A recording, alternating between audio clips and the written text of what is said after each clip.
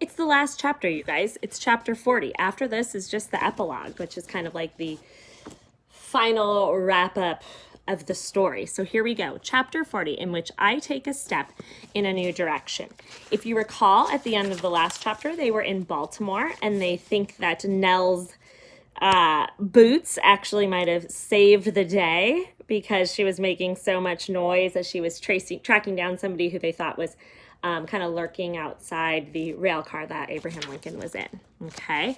Also remember that Kate got off the, Aunt Kate now, not Aunt Kitty, got off the train and is doing some more work in Baltimore, and Nell is staying on the train and going to Washington. Okay. We arrived at the great city of Washington just as dawn was turning the sky a rosy gold. Mr. Pinkerton escorted the president-elect through the station into the waiting arms of his reliable friend.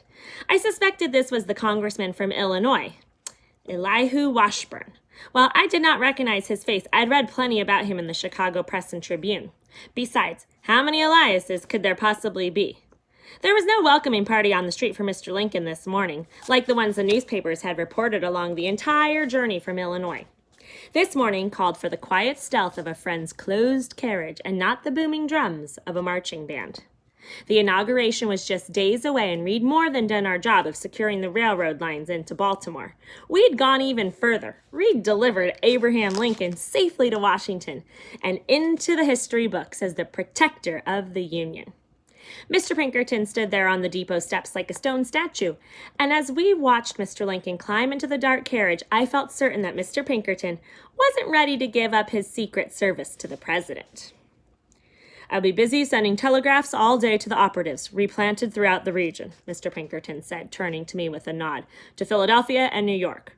We cut the wires to and from Harrisburg last night when Mr. Lincoln made his hasty departure, but now I'll send word and the lines will be repaired to working order again. And he pulled a slip of paper from his breast pocket and tucked it into my hand, saying something about how he wanted me to hold on to it as a keepsake. I wanted to tell him that there was no way but he could forget the night the Pinkerton detectives unraveled the Baltimore plot and saved Abraham Lincoln from an assassin's dagger, even if she lived to be 100 years old.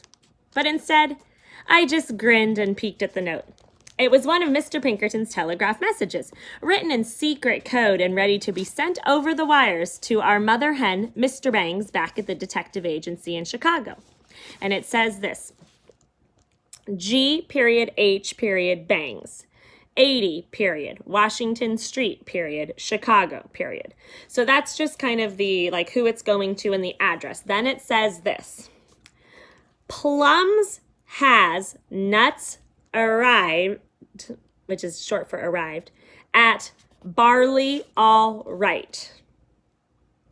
Plums has nuts arrived at Barley All Right. Well, we figured out who nuts is, so think that we can figure out that it has to do with arriving at Washington, okay, Mr. Lincoln.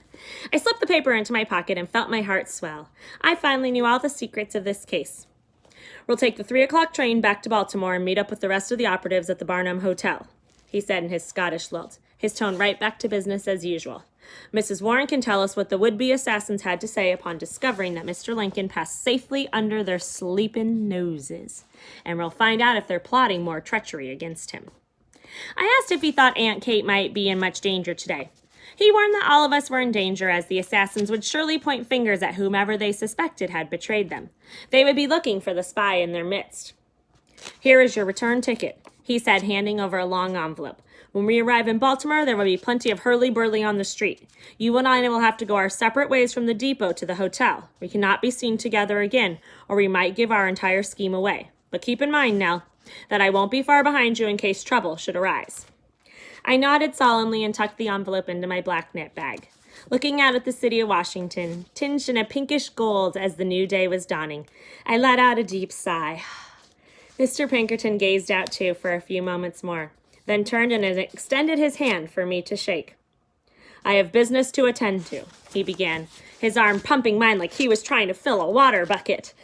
But I presume you can find a way to entertain yourself for a few hours here in Washington before we catch our train. There are plenty of candy shops and bookstores for you to explore. Or fashion emporiums, I wanted to add. Do you think you can handle this now? He didn't have to ask me twice. I shook the bag at my elbow and heard the jangle of my coins. Finally, a chance to explore a big city and spend a little of the hard-earned money I'd saved.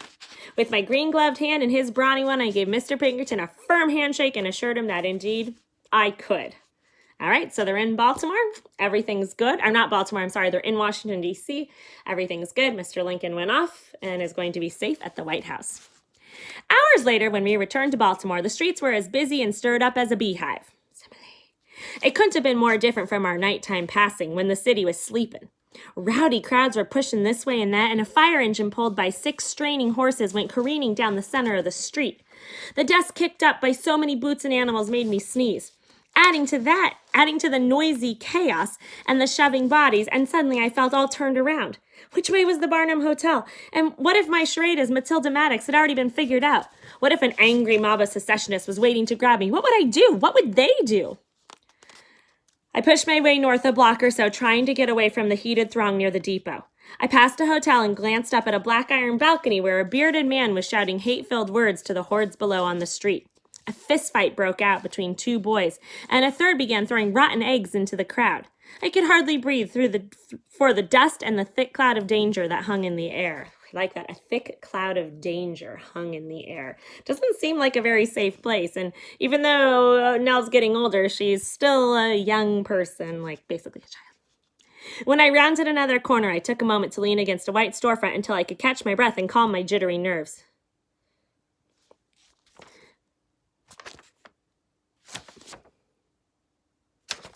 "Matilda Maddox, you look like you're up to something," came a voice. "I'm so glad I can keep my eye on you again." I whipped around, fearing the worst was about to unfold as I faced the secessionist acquaintances I'd made during our stay here. But to my great surprise and relief, I was gazing right into the face of Aunt Kate herself. Whew. That got me nervous there. I wanted to throw my arms around her and make sure I wasn't dreaming, but I knew my aunt was never one to make a fuss, especially not smack in the middle of a public street. "What a relief to see you," I said, grateful to have those fierce blue eyes before me again. I hastily scanned her face, her arms, her hands, just to comfort myself that she wasn't hurt or injured in some way. "Has it been hard for you today? Have there been any threats?" "Threats?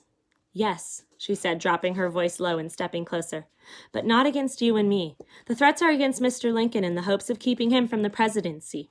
I fear that even after he puts his hand on the Bible and finally swears the oath of office, he still won't be safe. Some of these folks won't be satisfied until they put Mr. Lincoln in a grave." A few menacing drunks pushed past, knocking both Aunt Kate and me off balance. I bumped into a man and his wife as they were passing on the other side of us and nearly fell to my knees. He grabbed my arms just in time and righted me. "There you go, miss," he said, and immediately I recognized that deep, gravelly voice. It was Detective Webster. He and Hattie Lawton were arm in arm like a married couple, probably on their way to our meeting at the Barnum Hotel. "Don't let anyone knock you around, you hear?" I smiled and thanked him for his help, mindful not to expose their true identities, and watched them walk on down the busy street and deeper into the angry mass. How I hoped they would be safe. A chill raced through me and I pulled my coat tighter against the February cold. "Look to your left," my aunt said softly, her voice close to my ear now as she pretended to dust off my wool wrap. "But don't make a show of it." As casually as I could, I turned to my left and glanced around. Just across the busy street, slipping a coin to a newspaper boy, stood Mr. Pinkerton. He shot a quick nod to the two of us and ran his finger along the side of his nose as if giving a miniature salute. Maybe something like that. Then he moved on into the throng and disappeared in the same direction as Hattie Lawton and Detective Webster. It was our turn to move along now, but I hesitated, unsure whether I had the courage to push through Baltimore's angry mobs, mindful of what might be waiting for us when we gathered at the Barnum Hotel. "Be fearless," Detective Webster had encouraged. "In everything you do, fearless." "Seem a little taller to me today, Nell," Aunt Kate said softly, looping her arm around mine and setting us off. I was surprised she didn't stick with calling me Matilda, but maybe she was a little tired from her late night. "Perhaps I am," I said, matching my steps to hers as we began our march together through the dangerous city. It was late afternoon now, and the sun was a vivid orange, nearly red, as it began to sink lower in the western sky. Aunt Kate tilted her head to the side as we pressed on down the wooden plank sidewalk, both of us making a tip-tap sound as we went. "What's this, Nell?" Maybe it's the pandemonium that comes and goes around us, affecting my hearing, but from what I can tell by the sound of it, your boots aren't making their usual heavy thumping. And that's what you get by spending time with detectives. They don't miss a thing, and they're not shy about digging into your personal business for useful information. That's right, that's right, Aunt Kate, they're not. And even though there was nothing but ruffians all about us, I couldn't help but glance side to side to make sure I wasn't going to offend anyone's sense of decency. Then I lifted the hem of my dress and my many layers of petticoats, and I stuck out my left foot. Aunt Kate gasped and threw both her blue gloved hands to her cheeks. She was marveling at what she saw, a brand new pair of ladies' boots. And they were beauties, delicate white, narrowing to a point out in the front. There was a row of tiny black buttons which had taken an eternity to fasten back at the Fashion Emporium in Washington, running all the way up my ankle. And best of all was the wedged heel, about 1 inch high, which made me feel like I was eye to eye with Aunt Kate now. What about the old ones? She inquired, shaking her head in disbelief. What about your father's old brown boots? I believe that old pair has served me well, Aunt, I said with a grin, and looping my arm right back into hers, I was the one who set us off down the sidewalk this time. While I don't quite speed us up to her usual fast walking, I did push on with a firm, steady step. But I thought it was about time to make a fresh start. So when she had that extra time in Washington, before the train went back to Baltimore, she definitely went to a place and got a new pair of shoes to replace those big ol' brown clompin' boots of her dad's. I could feel Aunt Kate peeking at me as we walked, and when I finally stole a glance in her direction, the smile I saw in her eyes let me know how much she approved. Care for a licorice? She asked, slipping the familiar silver tin from her coat pocket and flicking it open. No, thank you, I replied, and as smoothly as I could, I offered her my own brand new tin. Would you like a butterscotch? Aunt Kate gave me a quizzical look as she reached over and popped a yellow candy in her mouth. A carriage raced past us, a few noisy rebels shouting whoops and rough words, but Aunt Kate and I ignored it as we pressed in close together, arms entwined, and set off again down the busy sidewalk and into the red-tinged twilight towards the Barnum Hotel. It was just the two of us making our way through this great big mess of a city, but thoughts of so many others marched along with us in my mind. Not only Cornelius, but Matthew Warren, Gemma and brave old Joseph Tuthill, Mama and my brothers, Detective Webster and Hattie Lawton, Mr. Pinkerton, and Mr. Bangs back in Chicago.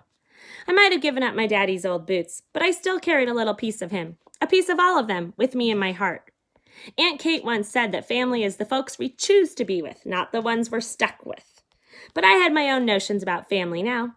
To me, family meant taking the folks we're stuck with and choosing to love them anyway. Mind the puddle, Aunt Kate said as we hurried across the street ahead of another crowded carriage. I was paying attention to the noisy scene before us, but the words from Mr. Pinkerton's telegraph were echoing in my mind. All right. Everything was all right. Even though there was evil afoot on this good green earth, and angry cries at Mr. Lincoln from the Southerners, even though the drumbeats of war were pounding from state to state, and even though the memory of that Dixie whistling stranger still gave me chills, I knew I could face whatever may come, because I was not alone, because I was stronger than I'd ever dreamed, and most of all, because I had family to walk beside me. Dun dun dun dun! That is the end of chapter 40, in which I take a step in a new direction.